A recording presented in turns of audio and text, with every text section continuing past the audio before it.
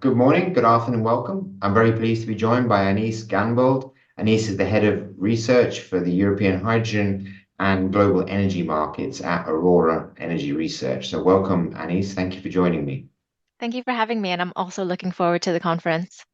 So yeah, as you say, you're going to be at our forthcoming live event, which is in London, the World Hydrogen UK event. I think 9th to the 11th of April. Obviously, Aurora have been involved in I think both obviously consulting and providing energy research for specifically obviously the rise of the clean energy market or clean hydrogen market. Sorry, maybe you could maybe start just give us a quick background to Aurora for people that don't know. Maybe give us your own sort of take around where we are in the development of the clean hydrogen market and specifically the policy that's been instrumental to get us certainly this far. Sure, I'll start with Aurora. Most people will know Aurora Energy Research as a power forecasting and power analytics company. We started in Europe, and since then we've expanded quite a lot. So we'll provide the power forecast, curves, capture prices, etc., really for anyone involved in the power sector. And our typical client on the power side would be anyone buying, selling any sort of energy asset Mhm. or people interested in the long term because we really focus on the long term. So year ahead to 2060, that would be like governments, regulators, large investors, large banks, etc. Specifically in hydrogen, it's an area that we've been working in for the past 4 years, and that's the time that I joined Aurora 4 years ago, having come from carbon, power, and gas analysis companies quite similar to Aurora. What we do in hydrogen now is, as you said, we do advisory. So we have a dedicated advisory team who are doing things like helping companies apply for auctions like HAR1 and HAR2 in the UK or for the IPCEI grants in the EU. Market scanning, they would ask, like, I want to do hydrogen, but I don't know what to do in terms of hydrogen. So what country should I go into? What kind of scheme should I go into? That kind of very bespoke work that's tailored Mhm. to the company. The where I sit is in the research side, so it's quite a large team covering European hydrogen, where we're covering really all the bases. So one good example is our hydrogen market report, where first we tell everyone really what's happened policy-wise in the hydrogen market, how the subsidy schemes are different from each other, analyzing the results of subsidy schemes, also making forecasts. So we've made, for example, a forecast for the European Hydrogen Bank clearing price, and hopefully our forecast will be very close. I've heard Yeah. some indications that our forecast was actually going to be very close, which is great. So that's on the policy side. Then we are doing quite a lot of modeling and price forecasting. It might sound a bit unusual, but we are already forecasting what the market price for hydrogen will be when we do eventually have a liquid market. Wow. And I don't think that's going to happen until like 2040, maybe. Wow. But Okay. if you're Yeah. building a project in a few years' time, the lifetime of that project will reach until 2040 something, and Mm. your offtake agreement might only be 5, 10, 15 years. So Yeah. you need someone like Aurora to provide a liquid forecast, Mm. like an independent price forecast, so that you could show that to the bank. Like, this is Yeah. my merchant tail. Yeah. So that's on the quantitative side. And then on top of that, we are doing like lots of detailed LCOH forecasts. I Yeah. know we see a lot of LCOH forecasts from people, but here we can really say this is the forecast for a 1 megawatt solar and grid connected plant in, I don't know, the south of Spain where they have a PPA and they have a grid connection. Like, that would be very detailed LCOH forecasts. Yeah. And that gives us like this rainbow map of this has the good LCOHs, this has the bad LCOHs, and that really helps our clients know where to start the projects. Because people are really keen on hydrogen, but they don't really know how to start. So we're Yeah. trying to help them with that. Yeah. Excellent. Um, yeah, In you had terms the of just second question about the development of the market, right? yeah, exactly. Yeah. What are your thoughts? I mean, it's obviously a complex market, far more orders of magnitude in complexity than just the power markets. Yeah, but what are your thoughts around the regulatory piece and actually how investment grade is it? Yeah.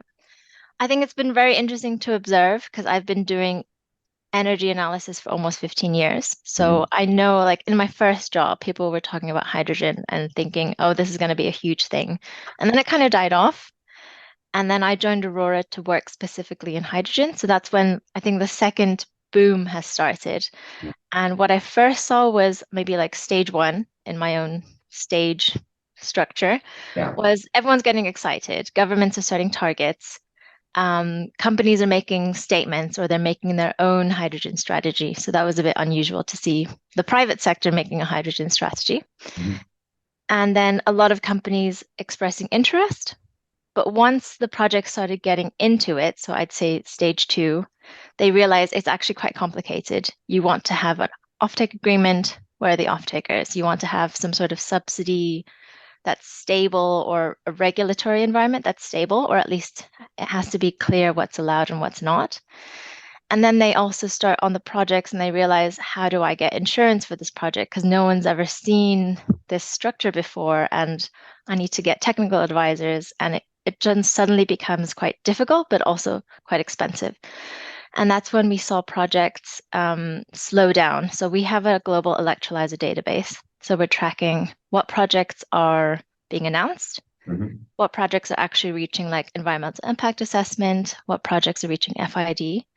So we saw this huge pipeline of loads of projects. We have 1.2 terawatts of electrolyzer projects announced globally. Massive number. Like imagine all of the renewables you'd need to power those electrolyzers. You'd need at least twice. But then when you dive into it, like not that many projects compared to the 1.2 have details on where is the power coming from, who is the EPC provider. So that really gave us an indication of where is the actual market.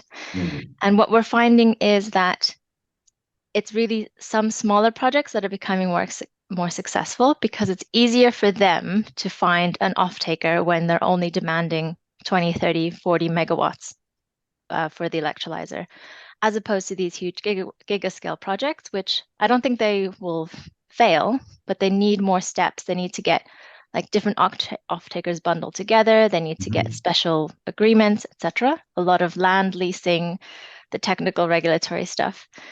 So people are getting more realistic about what's actually feasible. And it might be that governments also have to look at what do I think is realistic? What is the actual amount of hydrogen that I really need to decarbonize rather than having these like really spicy looking targets on their government sheets. And I think companies are getting more realistic as well. So looking at the whole supply chain before they really get into a project. Yeah, sort of new realism.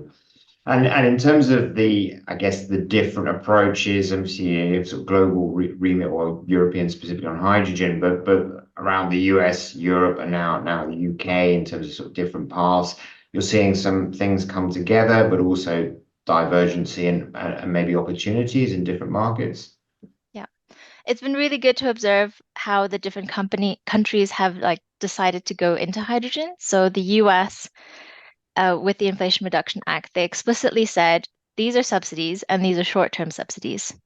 And that kind of fits the US mindset where they don't want to distort the market too much. They're much more in favor of a free market. And I've heard pros and cons about that structure where some people really wanted a very long-term subsidy so that they know where they stand. And then others think, I just want my product to be able to stand on its own 2 feet. So that was one approach from the US, where they have those tax relief incentives. Then I think the UK is doing quite well because it was one of the first movers when it comes to regulation and auction schemes for electrolyzers and other types of hydrogen. So they were quite early, but I would say that the UK, the volumes are quite small. So the hydrogen allocation round auction round one, it was around 200 megawatts of electrolyzers being incentivized. So it was great that we had this auction. The rules were very clear. And we're hearing from people taking part in it that they're very glad to be successful. And now we have this second auction round, so hard too, where the budget is higher, the government is more ambitious, and more companies are now gearing up to take part. So I think that's doing quite well, but the auction volumes are still quite small. Yeah. And then in What is the hard twos yeah. volumes, do you think? It's still up in the air because we have an initial budget, Hmm. but the government, I understand, still wants to add to the budget. Right. Yeah, I wasn't sure if there has been an actual finalized volume, but no. No. Yeah. Yeah. Yeah, and Okay. then of course across the EU, which is multiple countries, there are multiple schemes. So the national schemes, like there's a French scheme coming up, there's a Spanish scheme, Portuguese scheme. Um, what's interesting though is that the rules are slightly different to the EU scheme. So it might be hard for companies to navigate. Should I apply for the EU auctions? Should I apply for the Spanish auctions? Which one is more attractive, Yeah. etc. The ones that we track in a lot of detail are the ones that are more advanced. So we looked at the Danish auctions. We made a forecast of the European Hydrogen Bank auctions. And what I liked about the Hydrogen Bank auction is that it's very clear how to take part. Of course, the EU has a lot of rules, it's very detailed. They're also quite receptive to being asked questions about the rules. So I found that very helpful. So I'm very excited about the results of that auction. So Yeah. in terms of the mapping over the potential, or in terms of the costs and prices you mentioned, in terms of that work, obviously the better resources, the cheaper the hydrogen, plus obviously layering in the regulation, I guess. But given, yeah, there's auctions. But what are there any sort of standout countries that you think have got really fantastic resource, both solar and wind, to have that electrolyzer running, 24/7, 365, and are also shaping up with some good regulation? Good question. So it needs to have both the good Yeah. geographies What is? and then one thing that's overlooked is probably grid connection and Mhm. the ease of getting that. Um, I think the ones that really stand out in our analysis are probably the Nordics Yeah. because they have very good wind resources. Mm. I haven't heard about any grid constraint issues yet. No. And then on top of being able to access largely any EU subsidies, they also have different subsidies and mandates for decarbonizing industry. So we saw the Swedish HG Green Steel, Yeah. which is working because it has access to like Sweden-specific targets for Yeah. decarbonizing. Yeah. And then on top of that, I would say Iberia is looking Mm. quite attractive, especially Spain, because the Yeah. regulations are becoming a bit more detailed, delayed, but more detailed, Mhm. but still pretty attractive levelized cost of hydrogen. And you'll notice I haven't mentioned the UK. I think the UK has very good regulatory scheme, Yeah. but I think more needs to be done to incentivize really the demand side. I Yeah. remember hearing that it's great having these hydrogen hubs because it's very clear that there's supply and offtake in the same place, but a lot of industry in the UK is not located in those hydrogen hubs. So what are they going to do to try and use this hydrogen? Yeah. Indeed. Excellent. Well, I'm glad you said Nordics, because World Hydrogen Week is going to Copenhagen this year, so it's one of our big events. So yeah, good answer. I didn't plan that, but it's been fascinating to talk to you, Anise. As I mentioned, you'll be live in person at World Hydrogen UK event, 9th to the 11th of April. We look forward to you sharing your analysis and your excellent understanding of the markets around the world. So many thanks. And as I said, we look forward to seeing you face to face in April. Great. Thank you very much. Cheers. Take care. Bye bye now. Bye.